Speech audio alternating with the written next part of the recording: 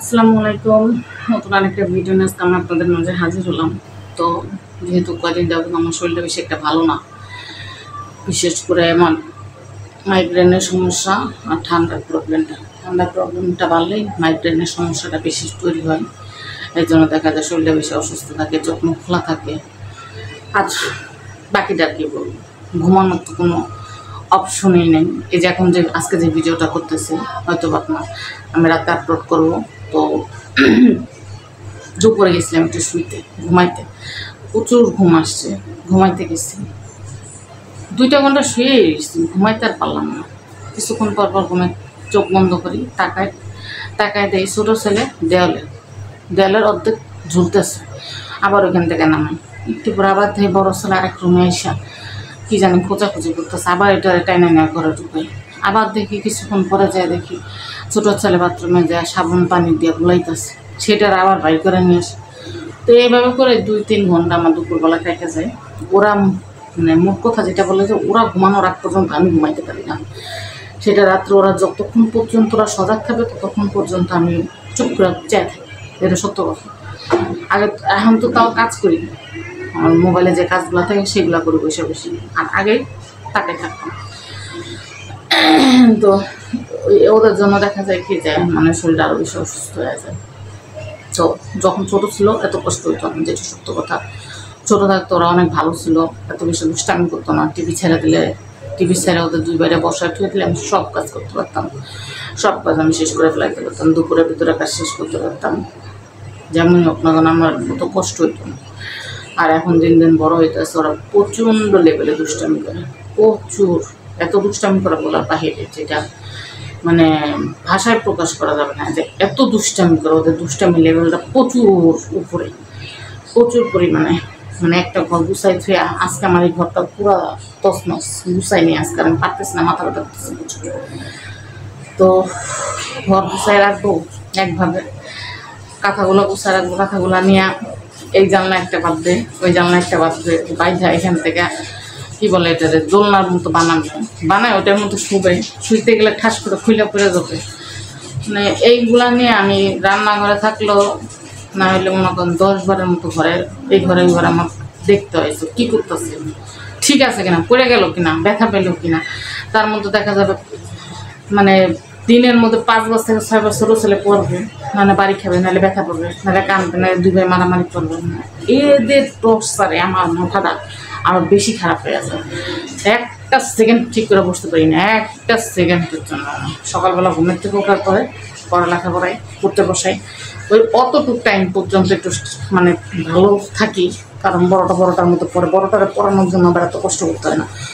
ওর পড়াগুলো নিজে কমপ্লিট করে, নিজে যেটা পারে না ওইটা জিজ্ঞেস করে, কিন্তু ওর পড়াটা ওর নিজেরটা নিজে খেলা। ছোটোটারে পড়ো 10 বার বলার পরে একটা অক্ষর লেখে, একটা অক্ষর লেখার পরে 10 মিনিট আমার রাগ হয়ে থাকে যে আমি কেন পড়তে বসাইলাম। এভাবে করে 1-1.5 ঘন্টা ওর পিছনেও আমার দেখা যায় সকালবেলাই হয়। তারপর কাজে নামি, মোবাইল যদি দেই তাইলে ঝগড়া করবে, টিভি চালাই দিলে তাও ঝগড়া করবে। ও বলবে আমি এটা দেখবো, ও বলবে আমি এটা দেখবো। ও একটা জিনিস দেখতে দেখতে আরেকজনে আরেকটা রিমোট আরেকটা সরাই ফেলে দেবে। মানে ওদেরকে না আমি কিছু দিয়া মানে ঠান্ডা রাখতে পারি না, কিচ্ছু দিয়া না। সেটা খাবার হোক, ওদের পছন্দের জিনিস হোক, মোবাইল হোক, টিভি হোক, যাই হোক না কেন আমি কিছু দিয়া ঠান্ডা রাখতে পারি না ওদেরকে। তো আপনাদের বাচ্চারা মানে কে কেমন?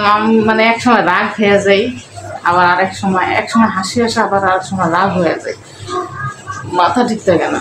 যে আমার যে কী যে কষ্ট হয় ওদের জন্য বলার বাহিরে, প্রচুর পরিমাণে কষ্ট হয় ওদের জন্য। ওদেরকে নিয়ে আমি কাজ করতে পারি না, ঠিক করে ভিডিও করতে পারি না। ফেসবুকের হোক, ইউটিউবের হোক, ভিডিওগুলো করতে গেলে ওরা এসে বারে ডিস্টার্ব করবে, চিল্লাচিল্লি করবে, না করলে আরও বেশি করে করবে।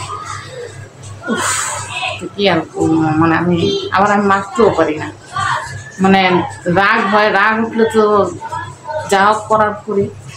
তারপরে দেখা যায় কি মারলে আবার আমার নিজেরই খারাপ লাগে, ওদের থেকে মনে হয় আমার বেশি কষ্ট হয়, আরও বেশি।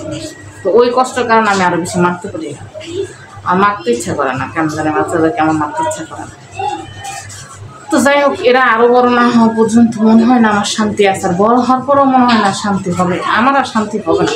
ওই ছোটোবেলায় যতটুকু ভালো ছিল ওইটুকু পর্যন্ত আমার শান্তি এনাফ ছিল। এদের তো আসি জ্বালাতন। আরেক নতুন উৎপাত শুরু হয়েছে কি, ফেসবুকে এখন মানে খুব বেশি একটা ভিডিও চলতেছে কি, ট্রেন্ডিং ভিডিও মনে এটা বানাই ফেলাইছে।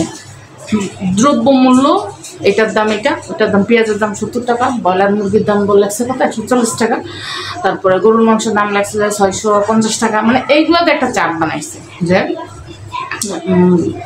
তত্ত্বাবধায়ক সরকার প্রধান উনি নাকি এগুলো একটা চার্ট করে দিচ্ছে, দ্রব্যমূল্যের একটা তালিকা করে দিচ্ছে। তো আমি তো এটা দেখা আমি না শুনি, আমি বাজারে গেছি, যে দেখি ফেসবুকে যে চার্টটা দেখলাম তার সাথে বাজারের সাথে কোনো রকম মিল নেই, টোটালি আলাদা, একদমই আলাদা। ব্রয়লার মুরগি 160 টাকা,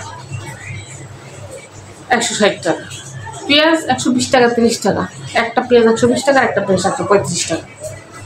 যেখানে গেলাম না কোনো দামের কোনো মিল পাইলাম না। যাই হোক বাসায় আসলাম, আসার পর আবার ফেসবুকের মধ্যে না সেই ভিডিও একই রকম চলতেছে যে না এটা পাস হয়েছে হ্যান ত্যান। ওমা কালকে রাত্রে যা দেখে কি জানেন যে এটা একটা গুজব, এটা একটা গুজব। কারা না কারা এই দ্রব্যমূল্যের তালিকাটা তৈরি করে ফেসবুকে ইউটিউবে সব জায়গার ভিতরে আপলোড করছে। আর জানতে পারলাম চীনা প্রধানের একটা বক্তব্য শুনলাম যে নাই ধরনের কোনো কিছু তাদের এখান থেকে দেওয়া হয়নি, এটা সম্পূর্ণ গুজব। অথচ আমরা বাজারে যাই কিন্তু আমরা প্রায় যারা কিনতেছিলাম 2-3 জনেই আমরা একসাথে, আমি ওনারা যখন বুঝতে পারলাম আমিও বললাম যে হ্যাঁ এগুলোর দাম তো কমানো হয়েছে, তো ওনারা বলতেছে আমাদের কাছে এরকম কোনো কিছু আসে না। তো ভাই বাংলাদেশটা এমন একটা পজিশনে চলে গেছে, বিশেষ করে এই সোশ্যাল নেটওয়ার্কগুলো তৈরি হওয়ার পর থেকে, যে কোনটা সত্য আর কোনটা মিথ্যে এটা বোঝার মতো কোনো উপায় নাই, বোঝার মতো কোনো উপায় নাই। মোবাইলে দেখা যায় পেঁয়াজের দাম 70 টাকা, বাহিরে দেখা যায় 120 টাকা 30 টাকা। মানে মাঝে মাঝে না কনফিউজ হয়ে যায় লাগে যে আসলে এটা সত্য না ওইটা সত্য, কোনটা সত্য। সত্য খুঁজতে খুঁজতে খুঁজতে খুঁজতে মনে করবেন যে মানে মিথ্যাই সব, সত্য 1%, মিথ্যা হলো 99%। যার যেমনি মন চায় সে সেমনি সামনে উল্টাপাল্টা ভিডিও বানায় আপলোড করে। একজন একটা আপলোড করলো ওইটারে শেয়ার করে আরও না মানে 100 থেকে 200 জন। হঠাৎ হঠাৎ গুজব আসে এ মারা গেছে, সে মারা গেছে, অমুক মারা গেছে। মানে মানুষ ঠাড়া, একটা মানুষ ঠাড়া পড়ায় মারিয়া ফেলে দেয়। আল্লাহ এদেরকে হেদায়েত করুক। এছাড়া কি বলবো এদেরকে নিয়ে, এরা যে কীভাবে পারে। এমনি এমন একটা পরিস্থিতি চলতেছে, এই পরিস্থিতির ভিতরে না আছে তেমন কোনো রকমের কোনো কিছু, তার ভিতরে এরা একটার পর একটা গুজব, একটার পর একটা গুজব, শুধুমাত্র ভিউজের জন্য, কিছু ভিউজের জন্য। তো যাই হোক আজকে এই পর্যন্তই, বেশিক্ষণ ভিডিও করবো না, বললাম আমার শরীরটা বেশি একটা ভালো না। তো ভিডিওটা যদি ভালো লাগে অবশ্যই একটা লাইক করবেন, কমেন্ট করবেন, সাবস্ক্রাইব করবেন, আমার চ্যানেলটার পাশেই থাকবেন। আর অবশ্যই কমেন্টের মাধ্যমে জানাবেন আমার ভিডিওগুলো আপনাদের কাছে কেমন লাগে। আল্লাহ হাফিজ।